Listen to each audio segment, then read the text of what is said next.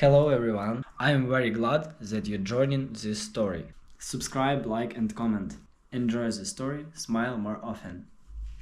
When my father disowned me for helping my cousin, I thought I had lost everything. She had been abandoned, left with nothing, and helping her meant defying my family. Years later, what she did for me left my father speechless and on his knees, begging for forgiveness. It was the kind of twist no one could have seen coming. The night Emily arrived, it was raining so hard it felt like the world was trying to wash itself clean. I was just settling in with a cup of tea when I heard the knock at the door. It was hesitant, almost unsure, and for a moment I thought it might just be the wind. But when it came again, louder this time, I got up to see who could possibly be out in weather like that. When I opened the door, I saw her, Emily. She was drenched from head to toe, her hair plastered to her face, clutching a tattered suitcase that looked like it had been through a war. Her eyes, wide and full of tears, met mine, and she whispered, "I didn't know where else to go." I pulled her inside without a second thought, wrapping her in a blanket and sitting her down on the couch. As she warmed up and dried off, she told me what had happened. Her parents, my aunt and uncle, had thrown her out after years of neglect and resentment. They'd never wanted children, she said, and she'd always been a reminder of a mistake they couldn't undo. Her voice cracked as she described their final argument, the moment they told her she was no longer welcome in their home. Hearing her story broke my heart. Emily was only 17, barely old enough to fend for herself, and she had no one else to turn to. I told her she could stay as long as she needed, that I wouldn't let her face this alone. She looked at me with a mixture of gratitude and disbelief, like she couldn't quite trust that someone cared. The next day, I called my father to explain the situation, thinking he'd understand. After all, he was always going on about how important family was, how we had to stick together no matter what. But his response shocked me. "She made her bed, and now she has to lie in it," he said, his tone cold and dismissive. "You have no business getting involved in her mess." "Dad, she's 17. I argued. "She's still a kid. She doesn't have anywhere else to go." "That's not your problem," he snapped. "If her parents threw her out, they must have had a good reason. Don't let her drag you down with her." I couldn't believe what I was hearing. This was the same man who had spent my entire childhood drilling the importance of family into my head. But now, when someone in our family needed help the most, he was turning his back on her. "She's staying with me," I said firmly. "I'm not going to abandon her like everyone else has." There was a long pause on the other end of the line. When my father spoke again, his voice was colder than I'd ever heard it. "If you choose her over your own family, then you're no longer a part of this one." Those words hit me like a punch to the gut. My father had always been a towering presence in my life. Stern, stubborn, but undeniably someone I looked up to. To hear him disown me over something as simple as helping a relative in need was devastating. But as much as it hurt, I knew I couldn't back down. When I hung up the phone, I felt a strange mix of sadness and resolve. I'd lost something important, but I'd also gained something.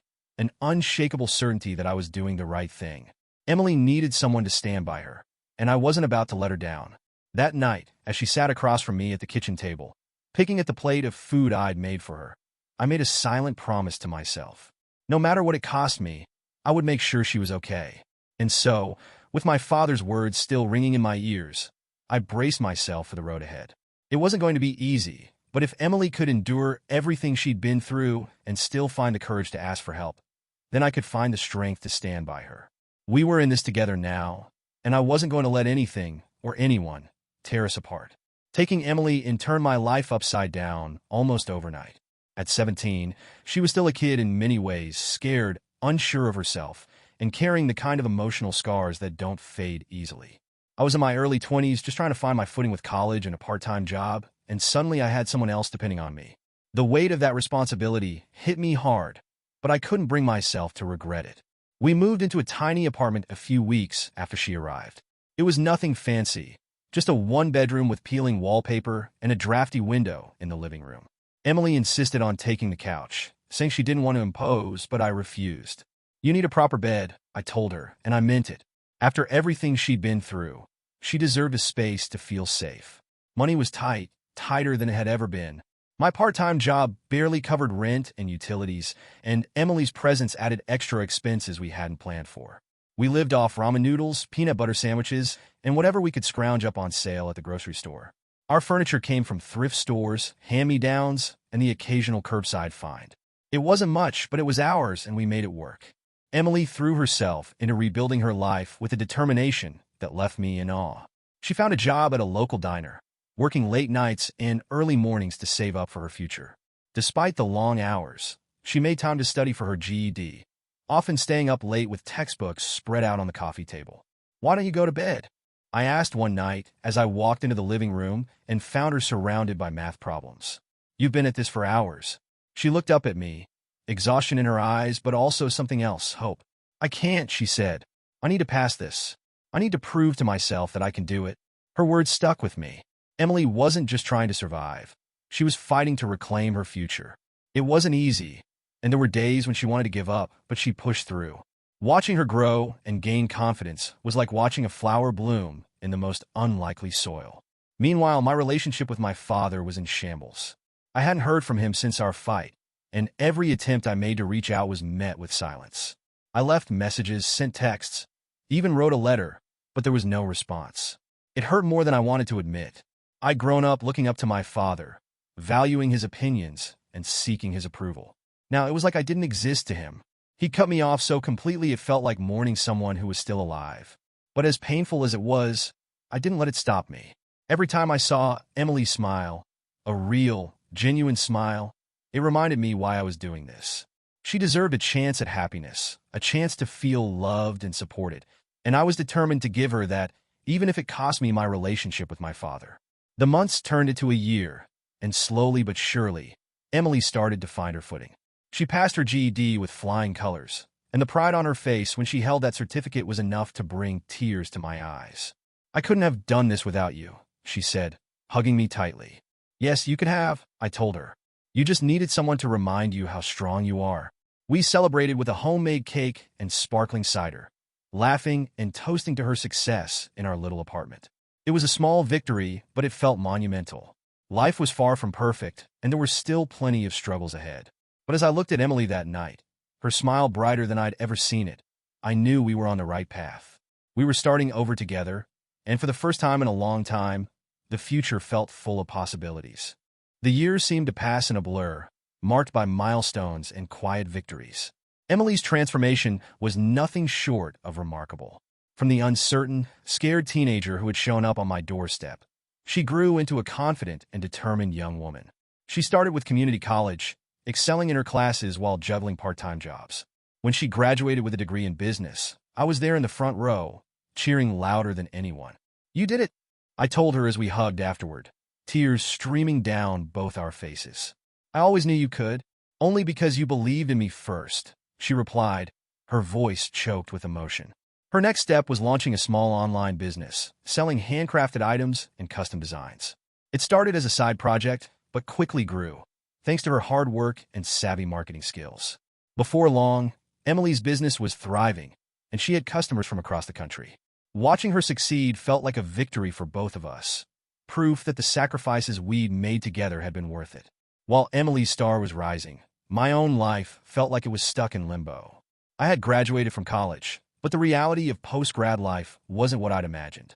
My entry-level job barely covered the bills, and the weight of my student loans was a constant source of stress. I didn't resent Emily's success. It was the opposite, really. Her achievements gave me hope, a reminder that hard work could pay off. But there were days when I couldn't help but feel like I was falling behind, like the life I'd envisioned for myself was slipping further and further out of reach. Despite my struggles, I never regretted helping Emily. Every time I saw her smile or heard her talk about her plans for the future, I knew I'd made the right choice. She had become like a sister to me, and her happiness was worth every sacrifice I'd made. Then came the phone call that would change everything. It was a quiet evening, and I was unwinding after a long day at work when my phone buzzed. The number wasn't saved in my contacts, but something about it felt familiar. I hesitated for a moment before answering. "Hello, it's me." I froze at the sound of my father's voice, the years of silence between us rushing back in an instant. "Dad," I said cautiously, unsure of what to expect. There was a long pause on the other end of the line. "I need your help," he said finally, his tone devoid of warmth. The words hit me like a punch to the gut. He wasn't calling to reconcile or apologize. He was calling because he needed something. "What's going on?" I asked, my voice tight. He explained that he'd been diagnosed with a serious illness, something that required ongoing treatment and expensive medication. On top of that, his business, the same one he'd once been so proud of, was failing. I'm in a bad spot, he admitted. I thought, maybe you could help.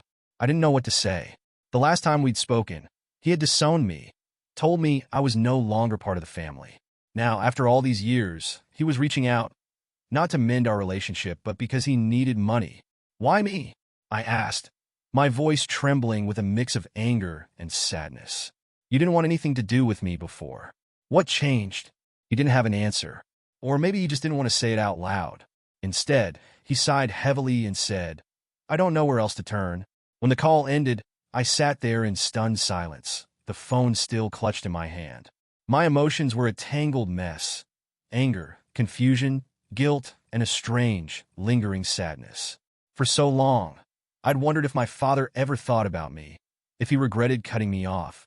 Now I had my answer, and it wasn't the one I'd hoped for. I told Emily about the call later that night, unsure of how to process everything. She listened quietly, her expression thoughtful. What are you going to do? She asked. I don't know, I admitted. Part of me feels like I should help. He's still my dad, no matter what. But another part of me, I'm so angry. He didn't even apologize. He just called because he needed something. Emily reached over and squeezed my hand. You have a big heart, she said. Bigger than he deserves. But don't let him take advantage of you. Whatever you decide, make sure it's what you want, not what you feel obligated to do. Her words stayed with me as I wrestled with the decision. For years, I had carried the pain of my father's rejection. But now, faced with the possibility of reconnecting, I wasn't sure if I was ready. The past felt like an open wound, and I didn't know if I could let him back into my life without reopening it further. It was a turning point I hadn't seen coming, and the road ahead felt more uncertain than ever. When my father called again, his tone was sharper than before, as if the years of silence and estrangement had never happened. I need a loan, he said, his voice clipped and matter-of-fact. There was no apology, no acknowledgement of the time that had passed since he'd disowned me. Instead, he launched into a list of his troubles. His business was failing, the medical bills were piling up, and he had nowhere else to turn. I gripped the phone tightly, torn between anger and disbelief. You need a loan? I repeated, struggling to keep my voice steady. Yes, he replied, as if it were the most natural request in the world. I thought you might be in a position to help. It's the least you could do for your father. His words struck a nerve, and I felt the anger bubbling just beneath the surface. The least I could do? This was the man who had cut me out of his life without a second thought, and now he was asking for my help as if nothing had happened. I didn't know what to say. A part of me wanted to hang up, to tell him that this was the bed he had made for himself, and that he would have to lie in it. But another part of me, the part that still longed for his approval, that still remembered the good times before everything went wrong, felt a pang of guilt. Why now? I asked finally, my voice softer than I intended. Why are you coming to me after all this time? There was a long pause on the other end of the line. When he spoke again, his voice was quieter, but no less matter-of-fact. Because I don't have anyone else, he admitted. I know things weren't good between us, but I thought maybe you'd be willing to put that aside. For family. Family. The word felt like a knife twisting in my chest. It was the same argument he'd used years ago to justify cutting me off, his definition of family, where loyalty was conditional and love came with strings attached. I'll think about it, I said finally, needing to get off the phone before my emotions got the better of me. I told Emily about the call that night, my thoughts still swirling. She listened quietly, her expression unreadable. When I finished, she leaned back in her chair and folded her arms. How do you feel about it? She asked. I don't know, I admitted, running a hand through my hair. Part of me feels like I should help. He's still my dad, no matter what. But another part of me is so angry. He hasn't apologized or even acknowledged what he did. It's like he just expects me to forget everything and step in to save the day. Emily nodded, her eyes thoughtful. You're not wrong to feel that way, she said. You have every right to be angry. But I also know you. You have a bigger heart than he deserves. Just don't let him manipulate you. Whatever you decide, make sure it's because it feels right for you, not because you feel like you owe him something. Her words stayed with me as I wrestled with the decision over the next few days. On one hand, my father's request felt like a slap in the face, a reminder of the years of pain and rejection he had caused. On the other hand, I couldn't ignore the guilt that lingered in the background, the nagging voice that told me I might regret turning my back on him. The dilemma consumed me, making it hard to focus on anything else. Every time I thought I'd made up my mind, Doubt crept in, leaving me more confused than before. I knew there was no easy answer, but one thing was clear. Whatever choice I made, it would shape the future of my relationship with my father and with myself. After days of agonizing over what to do, I finally decided to meet my father. Ignoring his call felt like an unfinished sentence, a choice I might regret later. If nothing else, I needed to hear him out, to understand why he thought he could just walk back into my life as though the years of silence and hurt didn't exist. We agreed to meet at a small coffee shop downtown, a place far enough from either of our lives that it felt neutral. When I arrived, he was already there, sitting at a corner table with a cup of coffee in front of him. He looked smaller than I remembered, older, his shoulders hunched and his face lined with age and exhaustion. The sight caught me off guard. He had always seemed so strong, so invincible, but now he looked almost vulnerable. As I approached, he glanced up and met my eyes. For a moment, neither of us said anything. The weight of the years between us hung heavy in the air, thick with unspoken words and unresolved pain. Finally, I slid into the seat across from him, folding my hands in my lap to stop them from trembling. The silence stretched for what felt like an eternity before he spoke. "I shouldn't have called you," he said finally, his voice low and hoarse. But I didn't know where else to turn. I studied him carefully, searching his face for some sign of the man he used to be, the father who had once taught me how to ride a bike, who had cheered me on at school plays and helped me with my homework. For a moment, I thought I saw a flicker of that man in his eyes, a glimpse of the person I had loved and looked up to before everything fell apart. "Why now?" I asked, my voice steady despite the whirlwind of emotions churning inside me. "Why, after all these years, did you decide to reach out?" He sighed heavily, running a hand through his thinning hair. "Because I'm desperate," he admitted. "I didn't want to call you. I didn't want to ask for help, but I don't have a choice. The business is failing and my health, well, you know." His honesty caught me off guard. It wasn't an apology, but it was closer to the truth than I had expected. The barista brought over a fresh cup of coffee for me, and I took a sip, using the moment to gather my thoughts. "Do you know how much it hurt when you disowned me?" I asked quietly, my voice trembling despite my best efforts to keep it steady. "Do you have any idea what it was like to lose you, to lose my family, because I chose to help someone who needed me?" His face crumpled slightly, and for the first time, I saw guilt in his eyes. "I know I was wrong," he said, his voice barely above a whisper. "I was angry, and I let that anger cloud my judgment. I thought I was protecting the family, keeping things in order, but I see now that all I did was push you away." Hearing him acknowledge his mistakes felt like a small crack in the armor I had built around my heart. It wasn't enough to erase the pain he had caused, but it was a start. "I don't know if I can forgive you," I said honestly, meeting his gaze. "Not yet. Maybe not ever. But I'm here because a part of me still hopes that things can change." He nodded slowly, his eyes glistening with unshed tears. "I don't deserve it," he said, "but I want to try. I want to make things right, if you'll let me."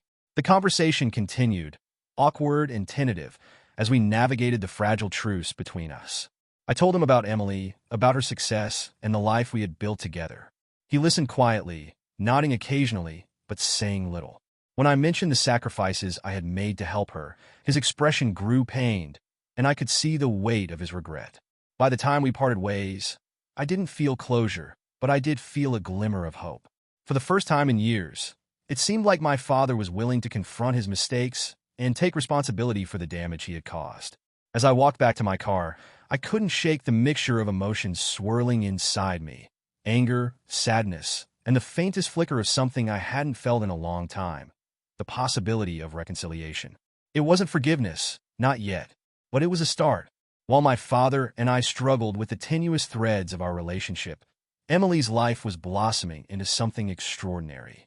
Her business, which had started as a modest online shop selling handmade items, had taken on a life of its own.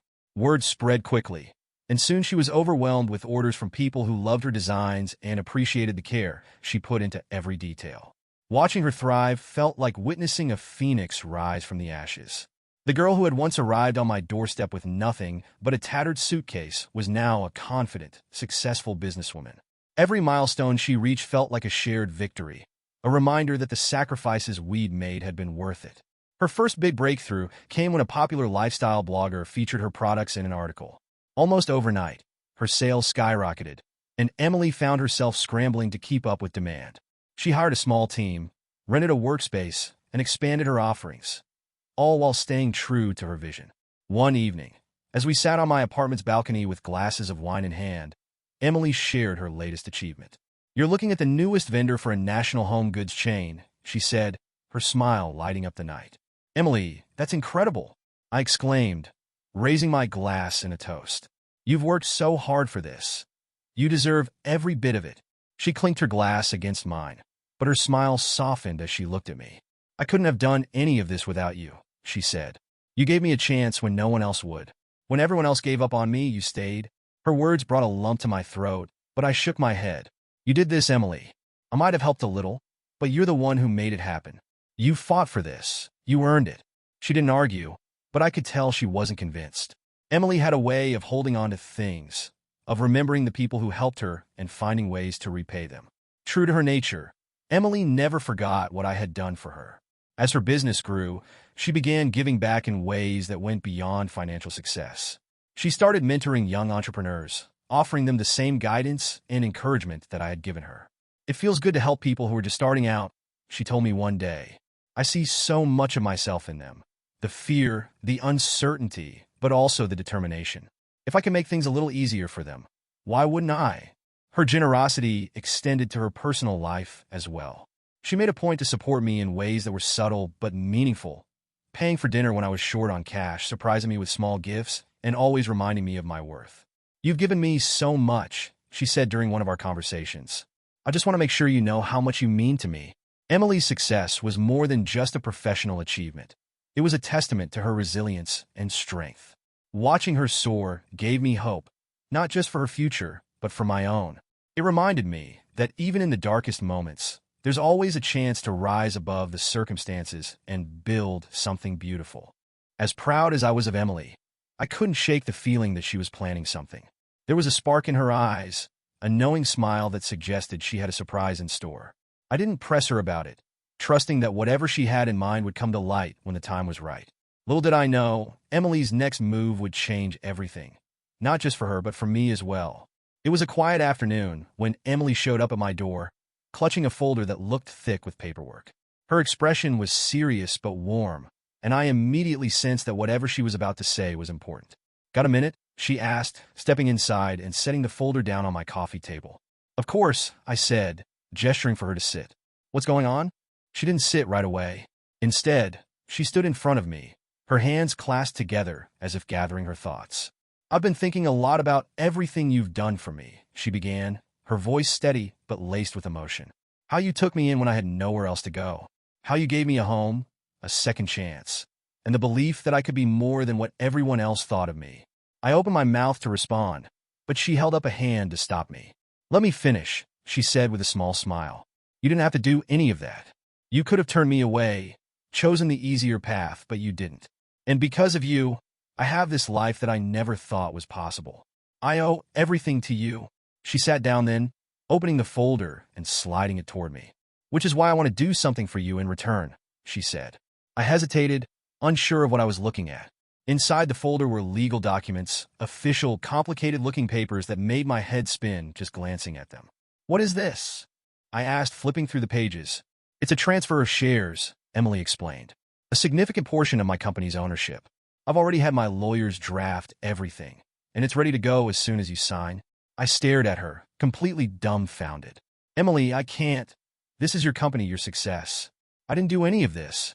She shook her head, her expression firm. "This isn't charity," she said. "It's an investment in the person who invested in me first. You didn't just give me a place to stay. You gave me hope, a foundation to build on. I wouldn't have any of this if it weren't for you, and I want to make sure you're taken care of too." Her words hit me like a tidal wave. For so long, I had watched her flourish, proud of everything she had achieved, but never once expecting anything in return. To see her now, offering me a stake in her hard-earned success, was overwhelming in a way I couldn't put into words. I looked back at the papers, my hands trembling slightly. "This is too much," I said, my voice barely above a whisper. "You've already done so much for me just by being in my life. I don't need this." Emily reached across the table and placed her hand over mine. "Maybe you don't need it," she said gently, "but you deserve it. And I want to do this for you, just like you did so much for me when I needed it most." Tears welled up in my eyes as I looked at her, The girl I had once taken in when she had nowhere else to go, now standing before me as a confident, successful woman who was changing my life in ways I never expected. "Are you sure?" I asked, my voice breaking slightly. "I've never been more sure of anything," she said with a smile. "You've always believed in me. Now it's my turn to believe in you." With shaky hands, I picked up the pen and signed the papers. Emily beamed as she hugged me tightly, and I felt an overwhelming sense of gratitude and pride. She had turned her life around, and now she was helping me do the same. As I held the folder in my hands, the weight of it was more than just paper and ink. It was a testament to the bond we had built, to the sacrifices we had made for each other, and to the power of love and loyalty. Emily had given me more than just financial security. She had given me hope for the future. In that moment, I knew that no matter what challenges lay ahead, we would face them together. Word of Emily's growing success and the life-changing gift she had given me traveled quickly. It was hard to keep something like that quiet in a small town. Whispers turned to full-blown chatter, and before long, even my father heard about it. The man who had once dismissed Emily as a burden and a mistake now had to grapple with the fact that she had achieved more than most could dream of, and had chosen to share her success with me. I wasn't surprised when he showed up at my house uninvited. My father had always been a man of pride, and the idea of him humbling himself was almost unthinkable. But when I opened the door, there he was, standing on my porch with his hat in his hands, looking older and more fragile than I'd ever seen him. "Can I come in?" he asked, his voice quiet and hesitant. I stepped aside, still processing the surrealness of the moment. He walked in slowly, his gaze scanning the house, as if he were trying to piece together the life I'd built without him. We sat down in the living room, the silence between us stretching uncomfortably. For the first time in my life, my father looked uncertain, like he didn't know how to begin. Finally, he cleared his throat and spoke. "I've been hearing things," he said, his voice rough and uneven. "About Emily. About you." I stayed silent, waiting for him to continue. "I was wrong," he said, his hands gripping his hat tightly. "About her. About you. About everything." His voice shook, and for a moment he looked like he might cry. The sight of my father, this man who had always seemed so strong, so immovable, on the verge of tears was almost too much to process. Part of me wanted to feel vindicated, to remind him of all the pain he had caused, but another part of me just felt sad. "Emily is an incredible person," I said finally, my voice steady. "She's strong, hardworking, and kind. Everything you refused to see in her back then." He nodded slowly, his eyes fixed on the floor. "I see it now," he said. "I've been a fool. I let my pride and my anger blind me to what really mattered. And in doing so, I lost both of you." His words hung in the air, heavy with regret. I could see the sincerity in his expression, the weight of his mistakes etched into every line on his face. But forgiveness wasn't something I could offer easily, not after everything we had been through. "You didn't just lose us," I said, my voice firm but not unkind. "You pushed us away. You made me choose, and when I didn't choose you, you abandoned me. Do you know how much that hurt?" "I do now," he said, his voice breaking. "I've spent years trying to convince myself that I was right, but all I've done is create more distance between us. I thought I was teaching you a lesson, but I was the one who needed to learn." His admission was both shocking and surreal. This was the man who had disowned me without hesitation, now sitting in my living room, admitting his faults and asking for forgiveness. It was almost too much to process. "I don't know if I can forgive you," I said honestly. "Not yet, but I'm willing to try. For Emily's sake, and for mine." He nodded, his eyes glistening.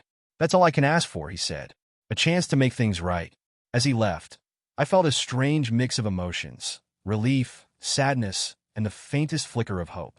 My father had taken the first step toward reconciliation, but I knew the road ahead wouldn't be easy. Forgiving him would take time, and rebuilding our relationship would require effort from both of us. When I told Emily about the encounter, she listened carefully, her expression thoughtful. "It sounds like he's trying," she said. "That doesn't erase the pain he caused, but maybe it's a step in the right direction." Her words stayed with me, a reminder that healing is a process, not a destination. For years, I had carried the weight of my father's rejection, but now, for the first time, it felt like there was a chance to lay that burden down. The pain of the past would always be a part of our story, but maybe, just maybe, the future could hold something better. Forgiveness is never easy, and in the case of my father, it felt like climbing a mountain with no clear view of the summit. After years of pain, rejection, and silence. The scars he left weren't something I could simply forget, but something had shifted after his visit. For the first time, I saw not the infallible man I had grown up fearing, but someone deeply flawed, grappling with his own guilt and failures. Rebuilding our relationship wasn't a straight path. At first, we stuck to small steps. Phone calls that stayed polite but distant, a coffee meeting here or there where the silences often said more than the words.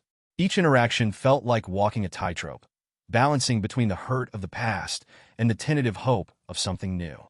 "Why are you even bothering?" I asked Emily one evening after telling her about another awkward lunch with my father. "He doesn't deserve it. Not from you. Not after everything." She smiled softly, her eyes filled with a wisdom that seemed beyond her years. "Holding on to anger won't change the past," she said. "But maybe we can make something good out of the future. I'm not forgiving him for his sake. I'm doing it for mine. And for yours." Her words stayed with me, lingering in my mind during those difficult moments when the pain of the past threatened to overshadow the present. If Emily, who had been so cruelly dismissed by my father, could find it in her heart to forgive, then surely I could try as well. Slowly but surely, the cracks in our relationship began to heal. My father made a concerted effort to show up, to listen, and to acknowledge his mistakes without making excuses. It wasn't perfect. There were still moments when old habits and unresolved tension crept in, but it was progress. One day, after months of careful steps, he finally said the words I hadn't realized I was waiting to hear. "I'm sorry," he said, his voice trembling with emotion. "For everything. For disowning you. For turning my back on Emily. For letting my pride get in the way of being the father you deserved. I know I can't change what I've done, but I hope I can make things right." Tears welled up in my eyes as I nodded, unable to speak. It wasn't a cure-all, but it felt like a weight I'd been carrying for years had finally been lifted. Emily's role in our reconciliation was undeniable. She became the bridge between my father and me, her warmth and grace helping to smooth over the rough edges. "I don't hold grudges," she told him during one of their first real conversations. "Life's too short for that. And besides, I think you're starting to see what we've always known. Family isn't about blood. It's about showing up, even when it's hard." Her generosity astounded me, and I often found myself marveling at her ability to see the best in people, even those who had hurt her. Together, the three of us began to navigate this new chapter of our lives. It wasn't easy, and it wasn't without setbacks. But every time we took a step forward, I felt the wounds of the past start to fade just a little more. There was one evening in particular that stood out to me as a turning point. We were sitting around the dining table, my father, Emily, and I, sharing a simple meal. The conversation flowed easily, laughter echoing through the room in a way that felt almost surreal. For the first time in years, it felt like we were a family. "Thank you," my father said suddenly, his voice cutting through the laughter. He looked at both of us, his expression earnest. "For giving me another chance. I don't deserve it, but I'm grateful every day for it." As the months passed, the tension that had once defined our relationship gave way to something softer, something resembling peace. Forgiveness wasn't an overnight process. It was a series of choices, made day by day, moment by moment. But each choice brought us closer to healing, to building a new foundation for the future. Emily's words echoed in my mind often. "We can't change the past, but we can make something good out of the future." She was right. The past would always be a part of our story, but it didn't have to define us. Together, we were learning how to move forward, not perfectly, but with hope, resilience, and a shared determination to make things better. For the first time in years, I felt like I could let go of the anger and pain that had held me back. Forgiveness wasn't just a gift to my father. It was a gift to myself. And as I stood on the threshold of this new chapter, I knew that we were finally on the path to something better. As the years rolled on, the painful chapters of the past slowly transformed into memories that no longer stung as sharply. The ordeal with my father, the sacrifices I'd made for Emily, and the moments of doubt that had once weighed so heavily on me. All of it had taught me lessons I hadn't realized I needed. The true meaning of family, I learned, isn't found in blood or obligation. It's found in the people who stand by you in your darkest moments, the ones who see you at your worst and still choose to stay. For me, that was Emily. And, in a roundabout way, it was my father too, though his journey to redemption had been a rocky one. My father had become a quieter, humbler presence in my life. He no longer tried to dominate conversations, or impose his will like he once had. Instead, he listened more, spoke less, and showed his love through small gestures. A plate of cookies left on my porch, a card on my birthday with a note that always included the words, "Thank you for giving me another chance." Emily and I, meanwhile, grew closer than ever. She was my rock, my constant reminder of why I had fought so hard to do the right thing all those years ago. Watching her thrive in her business and personal life filled me with a pride I could hardly put into words. She continued to expand her company, taking it to heights neither of us could have imagined when she first started. But no matter how busy or successful she became, she always made time for the people who mattered most. "I wouldn't be here without you," she reminded me often. "You would have found a way," I always replied. "I just gave you a nudge." Her success became a beacon of hope, not just for me, but for everyone who knew her story. She had faced unimaginable challenges and still managed to create something beautiful out of the ashes. One evening, as the sun dipped below the horizon, Emily and I stood on the porch of my house, mugs of tea warming our hands. The sky was painted in shades of gold and crimson, and the air was thick with the scent of blooming flowers. "I never thought we'd get here," I said softly, watching the light fade.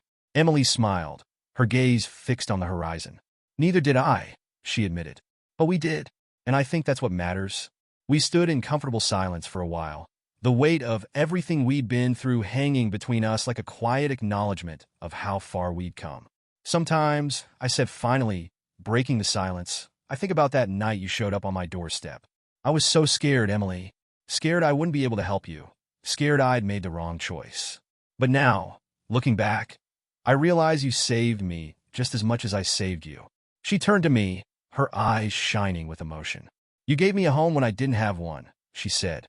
"You gave me a chance to rebuild my life. If anyone did the saving, it was you." "Maybe we saved each other," I said with a small smile. As the last rays of sunlight disappeared, leaving the world bathed in twilight, I felt a sense of peace I hadn't known in years. The journey we'd been on had been anything but easy, but it had shaped us into who we were. Sometimes, the people you help end up saving you in ways you never expected. And as I stood there with Emily by my side, I knew that our story wasn't just one of hardship and loss. It was a story of resilience, redemption, and the unbreakable bonds that make us family. In that moment, I realized we weren't just moving forward. We were building a future worth fighting for.